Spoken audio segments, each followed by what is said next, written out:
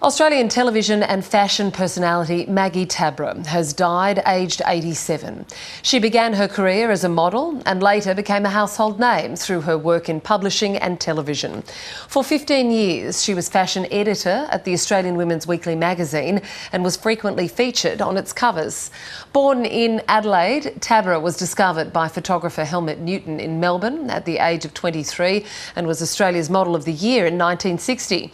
On social media, her family described her as an icon in every sense of the word and said they, along with the rest of Australia, will miss her dearly. Well, feature and fashion news director at Harper's Bazaar Australia, Paddy Huntington, joins me now. Hi there, Paddy. Good afternoon. What mark will Maggie Tabberer leave on the Australian fashion industry?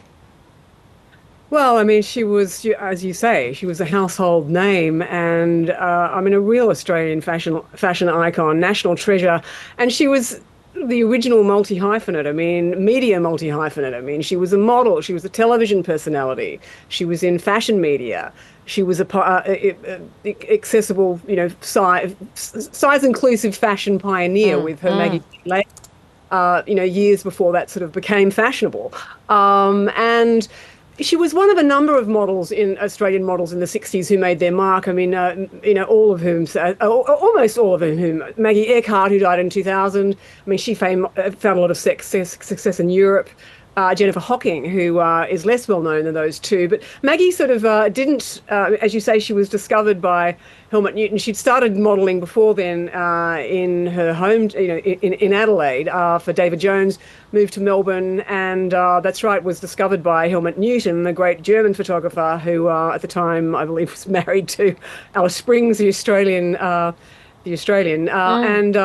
they began a sort of love affair, and I was reading before that he was picked up by. He went to Paris to work for Vogue and asked her to go with him, and she never did. She stayed. She had two young daughters, Brooke and Amanda, and stayed in Australia, and has talked many times about the fact that she started sort of she was no longer sample size and sort of grew out, I guess, of the narrow confines which still obviously apply in the fashion business, sadly. And then moved into television. This incredibly successful career, and won 2 gold Logies.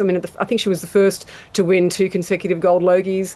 Had a series of television shows. That's right. Worked at the Australian Women's Weekly. Was on its cover a number of times. Most recently, I think it was back in at the age of 84, back in 2021. So, and look, she received an Order of Australia for her services to the Australian fashion industry, and there was a move to award her the Australian Fashion Laureate in 2019.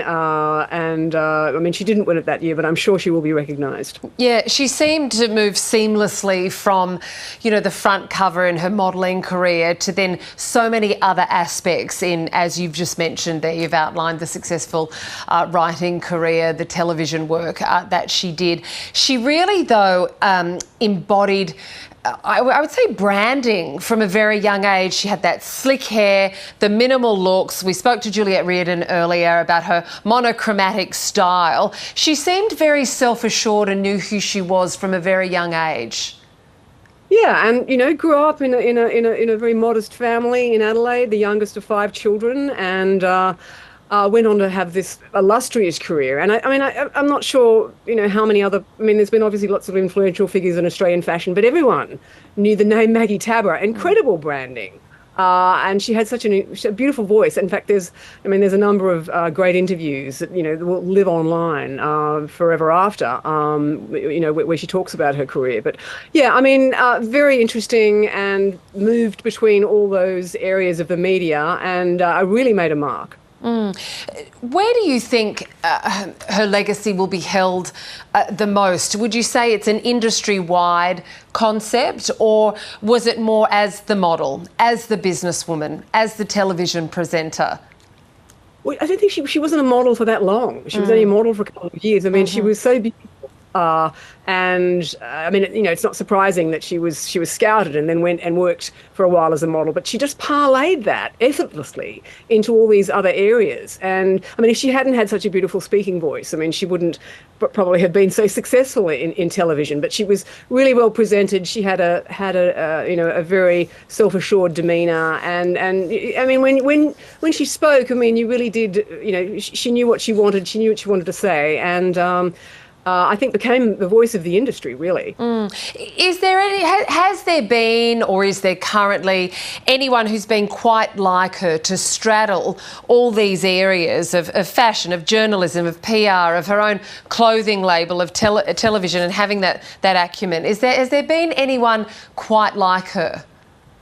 Well, look, everyone dabbles in everything these days, but I mean, I guess you could possibly say they broke the mould with her. I mean, I should point out Chelsea Bonner, who has been, a huge force in Australian in curve modelling, and in fact, the Maggie T label was her first port of call when she wanted to sort of get into modelling. And Chelsea Bonner's certainly become a big advocate, but she hasn't had. I mean, she's certainly great at branding, has her own agency, and but I mean, yeah, I mean, Maggie really was, and particularly at the time, I mean, she parlayed that high profile in the 60s and the extreme glamour of those women. I mean, I'm not quite sure if you recall Maggie Eckhart, but you would know the photos if you saw of her in the 60s in Balenciaga and working for brands in Paris. And Maggie had that incredible sort of European beauty almost. I mean, she was born Tregar was her maiden name. Charles Tabberer was the name of her first husband. Margaret May Tregar. I don't know, it doesn't have quite the same sound, as Maggie Tabberer, but yeah, I mean, no. I think Helmut Newton is responsible for that as well, wasn't he? For losing, becoming Maggie T. Was that one of his suggestions? Well, I mean, she was married at the time. I mean, they were both married, I believe. Yeah. So probably played a role there. I mean, he was an influential figure in her very much life. And as I said, she might have moved. I mean, she had 2 young children. She wasn't really in a position to, but she went on in Australia to really solidify a formidable career. And Kerry Packer played a role there too, because I believe she had a role. She wrote a column called Maggie Says for the Daily Mirror. Yes. And then was with the paper for 16 years until Packer came along and asked her to become fashion editor of the Australian Women's Weekly, and then remained there for many years as well. So she had a number of influential figures in her life.